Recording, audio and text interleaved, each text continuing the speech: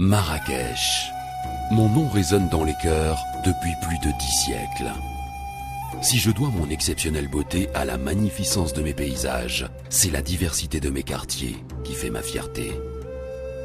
Héritage d'une succession de dynasties qui m'ont chacune marqué de leur empreinte, la Médina est corsetée dans ses rouges remparts. Pudique, ma vieille ville cache en son sein d'incroyables palais, mémoire d'une gloire passée. Envoûtante, elle plonge le voyageur dans une autre époque, au milieu d'une foule bigarrée, dans le labyrinthe de mes souks ou dans mes venelles aux murs aveugles.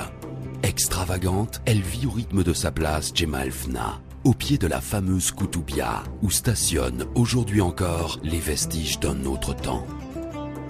À l'extérieur de mes remparts s'étend Guélise, la nouvelle ville dont les premières pierres furent posées lors de l'ancien protectorat français. Elle doit son nom à son imposante colline de grès. Cet ancien quartier colonial a su faire de ses chemins de poussière des artères vivantes où se côtoient allègrement commerces et espaces de verdure. Un monde moderne et aéré où les jardins trouvent tout naturellement leur place. À l'écart de ma ville, la quasi-millénaire Palmeraie remplit mes poumons d'un air pur. Ce paradis luxuriant, dont les racines plongent sans pudeur en pleine dynastie almoravide, n'en reste pas moins un jardin d'Éden dédié aux promeneurs et aux amoureux du green.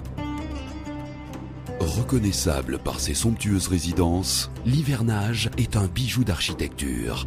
Ce paradis, imaginé par l'urbaniste Henri Prost, est traversé de part en part par la majestueuse avenue Mohamed VI, où dans un éternel tête-à-tête, le théâtre royal rivalise de splendeur avec le palais des congrès.